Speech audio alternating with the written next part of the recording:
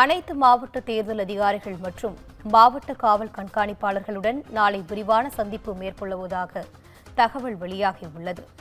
பல்வேறு அரசு துறைகளை தேர்தல் பணிகளில் தடையின்றி ஒருங்கிணைப்பதற்கான திட்டங்கள் வகுக்கப்பட்டு வருகின்றன. ஆய்வுப் பணிகள் அனைத்தும் நிறைவடைந்த பிறகே தமிழகம் மற்றும் புதுச்சேரிக்கான தேர்தல் தேதி குறித்த அதிகாரப்பூர்வ அறிவிப்பு வெளியாகும் என்று கூறப்பட்டுள்ளன. முக்கிய செய்தியாக பார்த்து வருகிறோம். தமிழ்நாட்டில் சட்டப்பேரவை தேர்தல் எப்போது என்று தேர்தல் ஆணையம் இன்று முக்கிய ஆலோசனை மேற்கொள்ள உள்ளன. தமிழக சட்டப்பேரவை தேர்தலுக்கான களம் சூடுபிடித்த நிலையில் இந்திய தேர்தல் ஆணையத்தின் உயர்மட்ட குழு நேற்று சென்னை வந்து உள்ளது. ஆய்வுப் பணிகள் அனைத்தும் நிறைவடைந்த பிறகே தமிழகம் மற்றும் புதுச்சேரிக்கான தேர்தல் தேதி குறித்த அதிகாரப்பூர்வ அறிவிப்பு வெளியாகும் என தகவல் வெளியாகியுள்ளது. தற்போது கிடைத்துள்ள அண்மை செய்தியாக பார்த்து வருகிறோம்.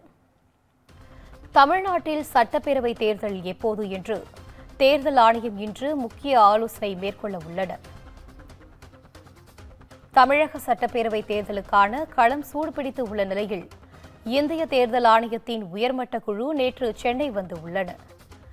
அண்மை செய்தியாக பார்த்து வருகிறோம். தேர்தல் தொடர்பாக நேரடி கள ஆய்வை தொடங்கியிருக்கும் நிலையில் துணை தேர்தல் ஆணையர் மணிஷ்கார்த் தலைமையில் இன்று ஆலோசனை மேற்கொள்ள உள்ளனர். தமிழக தலைமை தேர்தல் அதிகாரி அர்ச்சனா பட்நாயக், காவல்துறை உள்பட 20க்கும் மேற்பட்ட துறைகளின் ஒருங்கிணைப்பு அலுவலர்களுடன் இன்று ஆலோசனை மேற்கொள்ளப் போவதாக தகவல் வெளியாகியுள்ளது. தற்போது கிடைத்துள்ள அண்மை செய்தியை பார்த்து வருகிறோம். இது குறித்தான கூடுதல் தகவலோடு இணைகிறார் எமது செய்தியாளர் சிவகுமார். வணக்கம் சிவகுமார், தகவல்களை பகிரலாம்.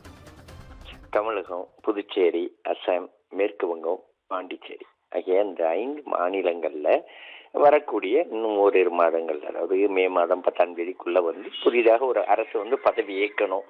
அதனால என்னன்னு பார்த்தீங்கன்னா, அதுக்கு உண்டான தேர்தலுக்குள்ள சட்டமன்ற தேர்தலுக்குள்ள பணிகள் ஏற்கனவே துவங்கிடுச்சு.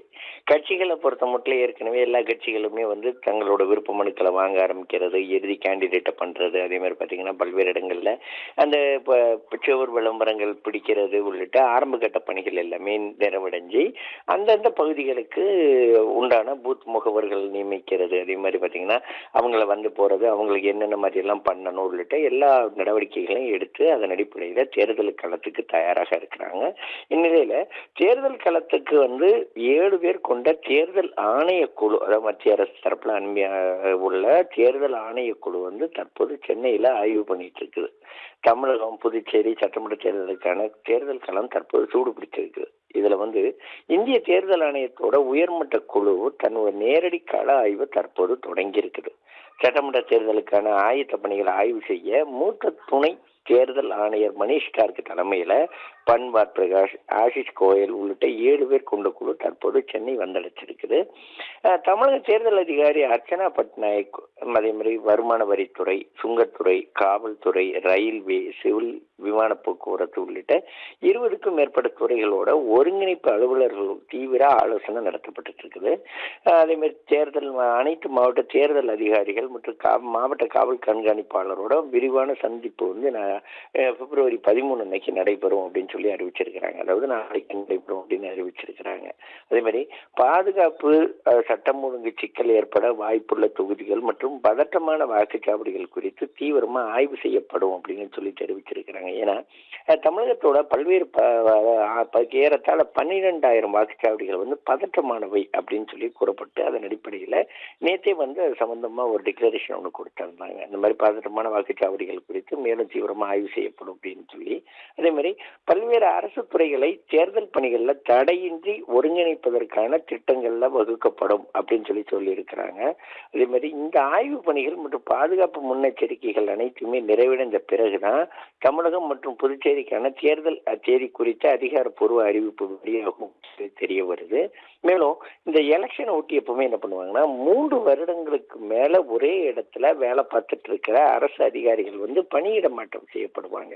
அந்த சூழ்நிலையில 3 வருடமா யார் யாரு, அதாவது தொடர்ச்சியா யார் ஒரே ஏரியால இருக்கா, அதாவது ஒரே தொகுதிக்குள்ள இருக்கிறா அப்படின்னு சொல்லி கணக்கெடுக்கப்பட்டு அதன் அடிப்படையில தற்போது அதனோட வேலையும் வேகமாக ஆரம்பிக்கப்பட்டிருக்குது. வேகமாக ஆரம்பிக்கப்பட்டு அதன் அடிப்படையில தேர்தலுக்காக முன்னேற்பாடு பணிகள் எல்லாமே கரெக்டா நடந்துட்டு இருக்குது. அநேகமா தேர்தலுக்குரிய தேதி ஏப்ரல் மாதம் வாக்குல அறிவிக்கப்படும் அப்படின்னு சொல்லி எதிர்பார்க்கப்படுது. இனிதா கூடுதல் விவரங்களை வழங்கியமைக்கு நன்றி சிவகுமார்.